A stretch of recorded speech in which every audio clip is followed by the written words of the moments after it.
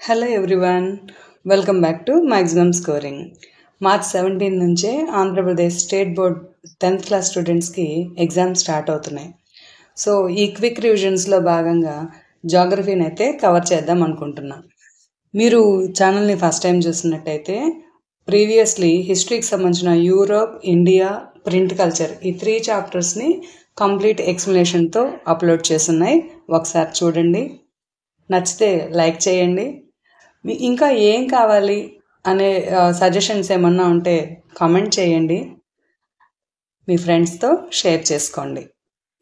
సరే, ఇంకెందుకు ఆలస్యం, first chapter resources and development. దీని గురించి ఏంటో తెలుసుకుందాం రండి. So resources in our environment which can be used to satisfy our needs can be called as a resource. Simple definition ఇది. మన చుట్టూ ఉన్న పరిసరాల్లో దేనైతే ఉపయోగించి మన అవసరాలు తీర్చుకుంటున్నామో వాటిని రిసోర్సెస్ అంటున్నాం. ఇక్కడ 10th 3 క్యారెక్టరిస్టిక్స్ యాడ్ అవుతాయి. అదేంటో చూద్దాం రండి ఒకసారి. Technologically accessible, economically feasible and culturally acceptable. So ఈ 3 క్యారెక్టరిస్టిక్స్ మనకు అర్థం కావాలి అంటే రిసోర్సెస్ ఎలా వస్తున్నాయి అనే విషయం మనకు తెలియాలి. సో జనరలీ మనం ఏమనుకుంటాం, nature provides all these resources అనే ఒక ఊహలో, ఒక పర్సెప్షన్లో ఉంటాం. చూడండి, resources are free gifts of nature. What do you think? ఖచ్చితంగా కాదనమాట. Resources are not the free gifts. ఈ స్టేట్మెంట్ మనకు ట్రూ ఆర్ ఫాల్స్లో కూడా ఉపయోగపడేటటువంటి statement. Resources are free gifts of the nature. True or false? Free gifts కానే కాదు, false statement అది. మరి రిసోర్సెస్ అంటే ఏంటి? They are function of human activities. You can't pluck a book from a tree, right? It is a very big process. So దాన్ని మనం explain చేయాలన్నమాట. The process of transformation of things available in our environment involves interactive relationship between nature, technology and institutions. Human beings interact with them and create institutions to accelerate their economic development. So దీన్ని బట్టి ఏమర్థమైంది? Human beings themselves are essential components. They transform material available in our environment into resources and use them. They are function of human activities. So next topic classification of resources. So ఈ classify చేయాలి అంటే మనకు కొంత basis ఉండాలి.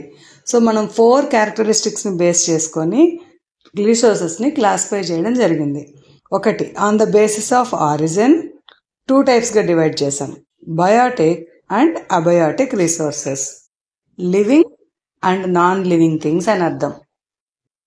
Next second one on the basis of exhaustibility. Exhaustibility అంటే మనం వాడుతున్న కొద్దీ ఆ రిసోర్సెస్ ఇంకా ఇంకా వస్తున్నాయా, లేదా ఇంకా పునరావృతం అవ్వట్లేదా, రెన్యూ అవుతున్నాయా, రెన్యూ అవ్వట్లేదా అనే దాన్ని బేస్ చేసుకొని renewable resource and non renewable రిసోర్సెస్గా డివైడ్ చేసాం. అంటే చూడండి, ఇక్కడ సన్లైట్, వాటర్, ఎయిర్ ఇవి కంటిన్యూ అవుతూనే ఉన్నాయి. But at the same time minerals, fossil ఫ్యూయల్స్ని చూడండి, దే ఆర్ డిప్లెనిషింగ్, తగ్గిపోతూ ఉన్నాయి. సో దాన్నే నాన్ రెన్యూవబుల్ రిసోర్సెస్ అంటున్నాం. అందుకే మనం ఏం చేస్తాం, వాటిని రీసైకిల్ చేసుకొని వాడుతున్నాం, ప్రాసెసింగ్ అవుతూ ఉన్నాయి. Okay, third category on the basis of ownership. ఈ ఓనర్షిప్ అనేసరికి 4 టైప్స్ వస్తాయి. ఇండివిజువల్ అంటే మన ఓన్ ప్రాపర్టీస్ అనమాట, అవర్ ఓన్ ఫీల్డ్స్, హౌస్, ఇట్లాగా we are the individual owners. Next community. So community government is the head of these resources like burial ground, community park and community centres. Institutions, ఒక సొసైటీలో ఉండే institutions, ఇవంతా కూడా community resources కిందకు వస్తాయి, అందరూ కామన్గా యూజ్ చేసుకునేవి. National resource. Technically, all the resources are belonging to the nation. So ఒక కంట్రీ అన్నప్పుడు ఆ కంట్రీ భూభాగంలో ఉన్న ప్రతి ఒక్క రీసోర్స్ పైన దేశానికే కంప్లీట్ అధికారం ఉంటుంది. దాన్నే నేషనల్ రిసోర్స్ అంటున్నాం. దీంతో పాటుగా ఇక్కడ మనకు ఓషన్ బాడీ ఉంది కదా, ఈ ఓషన్ బాడీలో కూడా 12 నాటికల్ మైల్స్ వరకు కూడా నేషనల్ రిసోర్స్ కిందకే వస్తుంది. 12 నాటికల్ మైల్స్ అంటే సముద్రంలో దూరాన్ని కొలిచేదాన్ని నాటికల్ మైల్ అంటాం. These 12 nautical miles are equivalent to 22.2 kilometers. అంటే సముద్రం పైన దరిదాపుగా 22 కిలోమీటర్ల దూరం ఉన్న ప్రాంతం కూడా నేషనల్ రిసోర్స్ పరిధిలోకే వస్తుంది. అర్థమైందా? Next, international resources. Beyond to that, ఈ 22 నాటికల్ మైల్స్ దాటి ఉన్నటువంటి రిసోర్సెస్ని ఇంటర్నేషనల్ రిసోర్సెస్ అంటే మిగతా సముద్ర భూభాగం, హిందూ మహాసముద్రం కావచ్చు, పసిఫిక్ కావచ్చు, ఏదైనా సరే. సో బియాండ్ 22.2 కిలోమీటర్స్ లేదా 12 నాటికల్ మైల్స్ ఉన్న వాటర్ బాడీస్ని అన్ని దేశాల వాళ్ళు ఒక ఒప్పందం ప్రకారం వాడుకుంటారనమాట. వాటినే ఇంటర్నేషనల్ రిసోర్సెస్ అంటాం. ఇంతకీ ఎందుకు వాడతారు ఇంటర్నేషనల్ రిసోర్సెస్ని? పెట్రోలియం ఎక్కడి నుంచి వస్తుంది? మ్యాంగనీస్ నోడ్యూల్స్, పెట్రోలియం, ఇలా ఓషన్ లోపల చాలా రిసోర్సెస్ ఉంటాయి. వాటిని ఎక్స్ట్రాక్ట్ చేయడానికి ఇంకా రీసెర్చ్ పర్పస్ ఇంటర్నేషనల్ గవర్నమెంట్స్ ఒక అగ్రిమెంట్ ప్రకారం వాడుకోవడం జరుగుతుంది. Okay, next 4th category, on the basis of status of development. Status of development, ఎంతవరకు ఈ రీసోర్సెస్ని మనం డెవలప్ చేశాము అన్న పాయింట్తో దీన్ని డివైడ్ చేసాం. First one, potential resource. Identify అవుతుందంతే, కానీ దాన్ని యూజ్ చేయం. సోలార్ ఎనర్జీ ఉంది, విండ్ ఎనర్జీ, టైడల్ ఎనర్జీ, ఇవన్నీ మనకు తెలుసు. కానీ టెక్నాలజికల్ యాక్సెసిబిలిటీ, ఎకనామికల్ ఫీజిబిలిటీ లేని దానివల్ల ఇంకా యూజ్ చేయట్లేదు కదా, మాస్ యూటిలైజేషన్ రాలేదు. దాన్నే పొటెన్షియల్ రిసోర్స్ అంటాం. Developed resource, we know how to use and we are using it. ఒక రీసోర్స్ని ఐడెంటిఫై చేయడం మాత్రమే కాదు, దాన్ని ఎలా యూజ్ చేయాలో కూడా తెలుసు అన్నమాట. వాడేస్తూ ఉన్నాం. థర్మల్ ఎలక్ట్రిసిటీ, హైడ్రో ఎలక్ట్రిసిటీ ఎగ్జాంపుల్గా చెప్పుకోవచ్చు. స్టాక్ అన్నప్పుడు ఎన్వైరన్మెంట్ మనకిచ్చినటువంటి gift. Abundant resources, water, sunlight, oceans, ఇట్లాగనమాట, ఫ్లోరా, ఫౌనా, ఇట్లా కంటిన్యూస్ రిసోర్సెస్ అంతా స్టాక్ కిందకు వస్తాయి. ఈ అబండెంట్ రిసోర్సెస్ ఏవైతే ఉన్నాయో, అబండెంట్ అంటే చాలా ఎక్కువగా, ఈ రిసోర్సెస్ ఏవైతే ఉన్నాయో వాటిని ఫ్యూచర్ జనరేషన్స్ కోసం, మన ఫర్దర్ నీడ్స్ కోసం సేవ్ చేసుకునే రిసోర్సెస్ని రిజర్వ్స్ అంటున్నాం. అంటే ఎక్కడ పట్టినా వాటర్ ఉంది, ఓషన్లో, రివర్స్లో అంతా, కానీ డ్యామ్స్ కన్స్ట్రక్ట్ చేసి వాటర్ని స్టోర్ చేస్తున్నామా లేదా, ఇలా అన్నమాట. సో ఇవి క్లాసిఫికేషన్ ఆఫ్ రిసోర్సెస్. ఈ ఏరియా బిట్ ఇంపార్టెంట్. ఒకసారి ఈ టేబుల్ని కూడా ఇప్పుడు వరకు డిస్కస్ చేసిన ఎగ్జాంపుల్స్ తోటి అప్లై చేసుకుంటూ గమనించండి.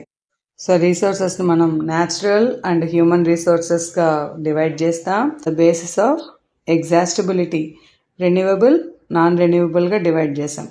రెన్యూవబుల్ అంటే మళ్ళీ మళ్ళీ వస్తూ ఉండేటివి, రెన్యూ అయ్యేటటువంటివి. Continuous or biological. కంటిన్యూస్ అన్నప్పుడు విండ్, వాటర్, సన్లైట్ ఇలాంటివి వస్తాయి. అదే బయోలాజికల్ అన్నప్పుడు ఫారెస్ట్ ఇంకా వైల్డ్ లైఫ్, చెట్లు, జంతువులు, మనం మనుషులం కూడా బయోలాజికల్ సోర్సెస్ కిందకే వస్తాం. ఓకే, అదే నాన్ రెన్యూవబుల్ అన్నప్పుడు వాటిని మళ్ళీ 2 రకాలు, రీసైక్లబుల్, నాన్ రీసైక్లబుల్. ఇప్పుడు ఐరన్, అల్యూమినా ఇట్లాంటి మినరల్స్ ఉన్నాయి, వాటిల్ని మనం రీసైకిల్ చేసి వాడుకోవచ్చు. అదే ఫాజిల్ ఫ్యూయల్స్ ఉన్నాయి, కోల్ అనేది ఒకసారి యూజ్ చేస్తే మిగిలేది యాషెసే, అది నాన్ రీసైకలబుల్ రిసోర్స్ అన్నమాట. ఇంకా హ్యూమన్ రిసోర్సెస్ అంటే structures and institutions, government organizations కావచ్చు, టెక్నాలజికల్ డెవలప్మెంట్, ఇంకా ఇండస్ట్రీస్, ఫ్యాక్టరీస్, ఇవంతా స్ట్రక్చర్స్ అండ్ ఇన్స్టిట్యూషన్స్ కిందకు వస్తాయి. Next, quantity and quality. Quantity అన్నప్పుడు వర్కింగ్ పాపులేషన్ అన్నట్టు. క్వాలిటీ అన్నప్పుడు వాళ్ళ skills, education, skilled or unskilled, ఇట్లాంటివంతా క్వాలిటీ ఇష్యూస్ కిందకు వస్తాయి. Okay, next topic is development of resources. Why do we need to develop these resources? చెప్పండి. So without resources we can't live. So resources play a vital role in our life. It is very essential to maintain the quality of life. ఈ రిసోర్సెస్ని బ్యాలెన్సింగ్గా maintain చేయకపోతే చాలా problems వస్తాయి. For example ఈ క్వశ్చన్ని చూడండి. Examine the major problems created as a result of indiscriminate use of natural resources. First point చూద్దాం. ఇక్కడ depletion of resources for satisfying the greedy of few individuals. స్వార్థపరులు ఇంకా ఎక్కువ ఆశతోటి ఎక్కువ రిసోర్సెస్ని కన్జ్యూమ్ చేయడం వల్ల ఈ డిఫరెన్సియేషన్ వస్తుంది. Depletion of resources for satisfying the greedy of few individuals. Next second one, accumulation of resources in few hands. ఈ resources అంతా కొద్ది మంది చేతుల్లో ఉండిపోవడం. This is dividing the society into two categories, haves and have nots. Haves అంటే rich, have nots అంటే poor people అని అర్థం. Third point, indiscriminate exploitation of resources has led to ecological crisis, global warming, ozone layer depletion, environmental pollution and land degradation. చూడండి ఎన్ని problems వస్తాయో. So ఇది మనకు ఒక రకంగా ఇంపార్టెంట్ క్వశ్చన్ అని చెప్పాలి. So what are the ways to control such a indiscriminate usage of resources? Ways to control the indiscriminate usage and side heading betti 3 points randi chalu. 1. Equitable distribution of resources, sustainable development, inka resource planning. These are the ways we must follow. Let's see one by one. Sustainable development, సుస్థిరాభివృద్ధి అంటాం. అంటే present development ఏదైతే ఉందో అది future జనరేషన్స్కి ఇబ్బందిగా మారకూడదన్నమాట. So ఈ డెఫినేషన్ని అర్థం చేసుకోవడం చాలా అవసరం. సో మనం డెవలప్మెంట్ పేరుతో రీసోర్సెస్ని ఇండిస్క్రిమినేట్గా యూజ్ చేస్తున్నాం, విచక్షణ లేకుండా యూజ్ చేస్తున్నాం. ఈ చర్య భవిష్యత్తు తరాలకి ఇబ్బంది కలగకుండా ఉండాలి. దాన్నే సస్టైనబుల్ డెవలప్మెంట్ అంటున్నాం. ఓకే, సో చూడండి ఇక్కడ, development should take place without damaging environment, and development in the present should not compromise with the needs of future generations. 2 points చాలా ఇంపార్టెంట్. ఓకే, సో ప్రపంచ దేశాలన్నీ కూడా ఈ సస్టైనబుల్ డెవలప్మెంట్కి సపోర్ట్గా చాలా మీటింగ్స్, కాన్ఫరెన్సెస్ కండక్ట్ చేశారు. దాంట్లో ఒకటైన Rio de Janeiro earth summit గురించి తెలుసుకోవాలి. సో ఈ Rio de Janeiro earth summit అనేది మనకు 1992లో బ్రెజిల్లో జరుగుతుందన్నమాట. This was the first international earth summit where 100 heads of the countries attended to this summit. దీని మెయిన్ ఆబ్జెక్టివ్ ఏంటి అంటే to address urgent problems of environmental protection and socio economic development at the global level. ఇక్కడ పర్యావరణాన్ని రక్షించుకోవడానికి social economical development కోసం global forest ప్రిన్సిపల్స్ని వీళ్ళు adapt చేశారు. సో దాన్నే మనం అజెండా 21 అంటున్నాం. అంటే మనం మీటింగ్ కండక్ట్ చేసినప్పుడు మెయిన్ పాయింట్స్ రాసుకుంటాం కదా, అలాగా అట్లాంటి ప్రిన్సిపల్స్ని అజెండా 21 అని చెప్తున్నాం. సో ఈ ప్రిన్సిపల్స్ ఏమున్నాయి అనేది కూడా ఇంపార్టెంట్ పాయింటే. ఒకసారి చూడండి, Agenda 21, it is a declaration signed by the world leaders in 1992. అంటే ఇప్పుడే చెప్పుకున్నాం కదా, ఆ ప్రిన్సిపల్స్ ఏదైతే ఉన్నాయో దాన్ని అడాప్ట్ చేసుకొని ఈ 100 కంట్రీస్ లీడర్స్ దీనిపైన సంతకం చేశారనమాట. దీన్నంతా కండక్ట్ చేసింది ఎవరు అంటే, ఎక్కడ అంటే రియో డి జెనీరో. ఎవరు కండక్ట్ చేశారు అన్నప్పుడు UNCED అంటే UNO ఆర్గనైజేషన్స్ మనకు తెలుసు కదా, అందులో భాగంగా వచ్చే ఒక పార్ట్ అనమాట ఇది. United Nations Conference on Environment and Development, UNCED, expand UNCED. Also, you should know. Okay, so ఈ ప్రోగ్రాంలో వీళ్ళందరూ డిక్లరేషన్ పైన సైన్ చేయడం జరిగింది. What is the aim of that? To achieve global sustainable development. Okay, for that they have adapted 2 agenda principles. అవేంటో చూడాలి. 1. To combat environmental damage, poverty, disease through global cooperation and common interest, mutual needs and shared responsibilities. ఇది first point. ప్రపంచ దేశాలన్నీ కలిసికట్టుగా పోరాడాలి. దేనికోసం? To eradicate poverty and diseases, also to sustain the environment development. Next, దీనికోసం every local government should adapt its own agenda 21. అంటే ఒక కంట్రీకి ఉన్న క్లైమేట్, ఫారెస్ట్, రిసోర్సెస్ డిఫర్ అవుతాయి కదా. సో ఆ వాటిని రక్షించుకోవడం కోసం ప్రతి కంట్రీ కూడా లోకల్ అజెండా 21ని ఏర్పాటు చేసుకోవాలి అనేది సెకండ్ పాయింట్. క్లియర్? సో ఇదంతా జరగాలి అంటే రీసోర్స్ ప్లానింగ్ అనేది అవసరం. So what is resource planning? Judicious use of resources is called resource planning. ఒక స్ట్రాటజీని అప్లై చేసి ఏ పని చేసినా రీసోర్సెస్ అనేవి వేస్ట్ కాకూడదు. ఈ రీసోర్సెస్ ని న్యాయబద్ధంగా జాగ్రత్తగా యూజ్ చేయడాన్నే జుడిషియస్ యూసేజ్ ఆఫ్ రిసోర్సెస్ అంటున్నాం. ఎందుకు ఇలా చేయాలి అన్నప్పుడు ఇది చాలా సింపుల్. ప్రతి దగ్గర అన్ని రీసోర్సెస్ అవైలబుల్ ఉన్నాయా? ఖచ్చితంగా లేవు ఈ ఎర్త్ పైన.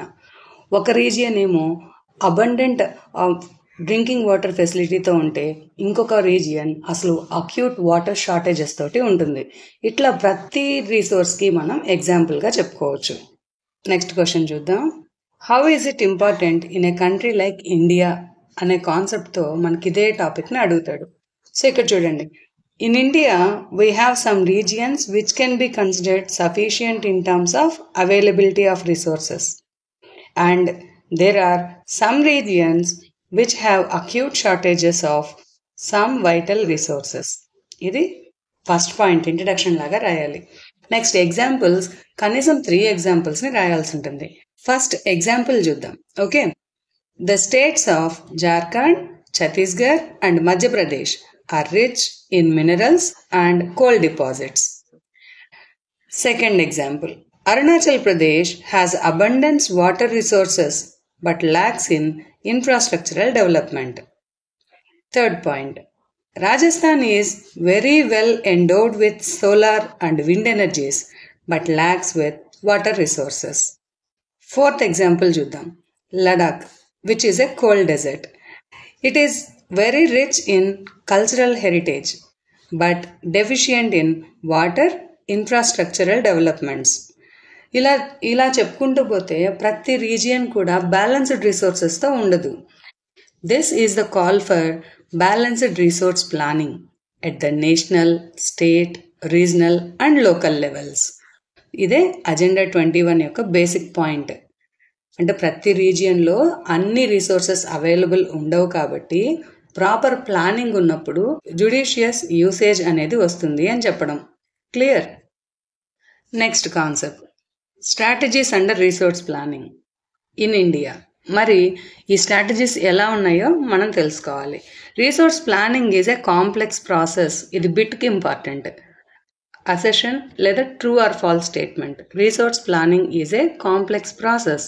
Yes, the statement is true because it involves many strategies. Let's see one by one. The first strategy, identification and inventory of resources across the regions. First identify చేయాలి. దీంట్లో మనకు strategies ఎలా identify చేస్తాం? Surveying, mapping use చేసి రిసోర్సెస్ని identify చేస్తాం. So that we come to know the quality and quantity of the resources. Next, second strategy, evolving A planning structure endowed with appropriate technology. అంటే proper టెక్నాలజీని use చేసి ఈ రీసోర్సెస్ని ఎలా యూసేజ్లోకి తేవాలి అనేదే సెకండ్ స్ట్రాటజీ. దీనికి మనకేం అవసరం? ఖచ్చితంగా skill and institutional setup is very important. Third strategy, matching the resource development plans with the overall national development plans. So మరి ఆంధ్రప్రదేశ్ కోల్ పవర్ జనరేషన్కి ఎటువంటి స్ట్రాటజీని యూజ్ చేస్తుంది, అదే తమిళనాడు ఏ ప్లాన్ని ఫాలో అవుతుంది, ఏది economically feasible, technologically accessible, culturally acceptable, ఇట్లా mutual understanding, mutual matching with one strategy to another strategy, ఇలా ముందుకెళ్ళడాన్ని రిసోర్స్ ప్లానింగ్ అంటున్నాం. Okay, so what are the strategies involved in the resource planning? Identification, evolving and planning structure, matching the resource plan with other countries. 3 side headings రాసి దీన్ని ఖచ్చితంగా explain చేయాలి. Okay, ఇప్పుడు అర్థమైందా resource planning ఎందుకు అవసరమో? కావాలంటే మీరు చూడండి, హిస్టారికలీ కూడా కొలనియల్ మాస్టర్స్ ఎందుకు వచ్చారు ఇండియాకి? రిచ్ రిసోర్సెస్ అవైలబిలిటీని బట్టే కదా. వాళ్ళని అట్రాక్ట్ చేసిందే ఇండియా, ఆఫ్రికా, ఇక్కడ ఉన్నటువంటి రిచ్ రిసోర్సెస్. మనం ఎందుకు డెవలప్ చేసుకోలేకపోయాం? టెక్నాలజీ లేదు కాబట్టి. సో ఇప్పుడు మీకు అర్థమైందా 3 క్యారెక్టరిస్టిక్స్లో టెక్నాలజికల్ యాక్సెసిబిలిటీ అనేది ఎంత ఇంపార్టెంటో. Resources can contribute to the development only when they are accompanied by appropriate technological development and institutional changes. So దీన్నే టెక్నాలజికల్ యాక్సెసిబిలిటీ అంటున్నాం. ఉన్న రిసోర్సెస్ని డెవలప్ చేసి వాడుకోలాగా చేయడాన్ని టెక్నాలజికల్ యాక్సెసిబిలిటీ అంటున్నాం. సో ఈ ప్రొసీజర్లో దాని కాస్ట్ ఎలా ఉంది అని చెప్పేదే ఎకనామికల్ ఫీజిబిలిటీ. తర్వాత ఆ డెవలప్డ్ టెక్నాలజీని మనం అందరం యాక్సెప్ట్ చేయగలగడాన్నే కల్చరల్ యాక్సెప్టబిలిటీ అంటున్నాం. క్లియర్? సో కన్క్లూజన్ ఏంటి? Resources are vital for any development activity. మనకు అర్థమైపోయింది. ఇంకా మన environmental problems, socio economic problems అన్నీ ఓవర్కమ్ చేయాలి అంటే ఖచ్చితంగా రిసోర్స్ ప్లానింగ్ అనేది చాలా అవసరం. దీనికి గ్రేట్ లీడర్స్ వాయిస్ కూడా యాడ్ అయిందనమాట. గాంధీ గారు ఏం చెప్పారో రిసోర్స్ ప్లానింగ్ గురించి చూద్దాం ఒకసారి. How Gandhiji also has given support to this resource planning. ఒకసారి అనలైజ్ చేద్దామా? ఈ 2 స్టేట్మెంట్స్ని బేస్ చేసుకొని మనకు క్వశ్చన్స్ కూడా అడిగే అవకాశం ఉంది. అప్పుడు కూడా రిసోర్స్ ప్లానింగ్ గురించే రాయాల్సి ఉంటుంది. ఓకే, ఫస్ట్ ఇక్కడ మనం నోటీస్ చేస్తే గాంధీజీ క్లియర్గా చెప్పారు, there is enough for everybody's need, not for anybody's greed. ఈ రిసోర్సెస్ అనేవి ఏ ఒక్కరి కోసం కాదు, ప్రతి ఒక్కరికి హక్కు ఉంది, ప్రతి ఒక్కరి కోసం అని. అంతేకాదు, ఈయన ఫిలాసఫీని మనం గమనిస్తే he was against to mass production and he wanted to replace it with the production by the masses. అంటే సింపుల్గా చెప్పాలంటే he was against to accumulation of resources. మొత్తం దేశ సంపద అంతా ఒకరి చేతిలో ఉండడం, వాళ్ళు ప్రొడక్షన్ చేయడం కాదు. Small industries, cottage industries develop అవ్వాలి, ప్రతి ఒక్కరు డెవలప్మెంటల్ ప్రాసెస్లో భాగస్వామ్యం తీసుకోవాలి అనేది గాంధీజీ ఫిలాసఫీ. సో కన్క్లూజన్ ఏంటి? కంట్రీ డెవలప్ అవ్వాలంటే రిసోర్స్ని కన్జర్వ్ చేసుకోవాలి. సో లాస్ట్కి అయితే వచ్చేసాం. సో ఇక్కడ ఒకసారి చూడండి, ఈ సోర్స్లో మనకు చాలా బిట్స్ ఉన్నాయి. డిఎస్సి ప్రిపేర్ అయ్యే వాళ్ళకు కూడా ఈ కంటెంట్ బాగా యూజ్ అవుతుంది. Not only for the 10 students. Detailed explanation ఇస్తున్నా మీరు గమనించినట్లయితే. సరే, బిట్స్ని ఒకసారి నోటీస్ చేద్దాం. సో ఈ కన్జర్వేషన్ ఆఫ్ రిసోర్సెస్ అనే కాన్సెప్ట్ మనకు first clear concept club of రోమ్లో స్టార్ట్ అయిందనమాట. Club of Rome 1968. మ్యాచింగ్ అడుగుతాడు. నెక్స్ట్ షూమాకర్ అనే ఒక ఎన్వైరన్మెంటలిస్ట్ స్మాల్ ఈజ్ బ్యూటిఫుల్ అనే బుక్లో గాంధేయన్ ఫిలాసఫీని పబ్లిష్ చేశాడు 1974లో. 1987 Brundtland commission also given emphasis to global level conservation of resources. So Brundtland commissions report message అంతా మనకు అవర్ కామన్ ఫ్యూచర్ అనే బుక్లో పబ్లిష్ అయింది. ఇదే కాన్సెప్ట్ పైన Rio de Janeiro earth summit కూడా 1992లో కండక్ట్ చేశారనమాట. ఇవన్నీ సస్టైనబుల్ డెవలప్మెంట్కి సంబంధించి ఎటువంటి డెసిషన్స్, ఇంప్లిమెంటేషన్స్ తీసుకున్నారు అనే ఇంపార్టెన్స్తో ఉన్న summits. Okay, this is all about resource and development part 1. Next land as a resource, soil as a resource, ఈ 2 కేస్ స్టడీస్ని నెక్స్ట్ వీడియోలో యాడ్ చేస్తాను. ఈ వీడియో మీకు ఇన్ఫర్మేటివ్ అనిపిస్తే లైక్ చేయండి, ఖచ్చితంగా సబ్స్క్రైబ్ చేసుకోండి. మీరు 10th స్టూడెంట్సే కాదు, ఈ డిఎస్సి కోసం ప్రిపేర్ అయ్యే వాళ్ళు, మీ ఫ్రెండ్స్ ఎవరైనా తెలిసిన వాళ్ళు ఉంటే ఖచ్చితంగా షేర్ చేయండి. Thank you.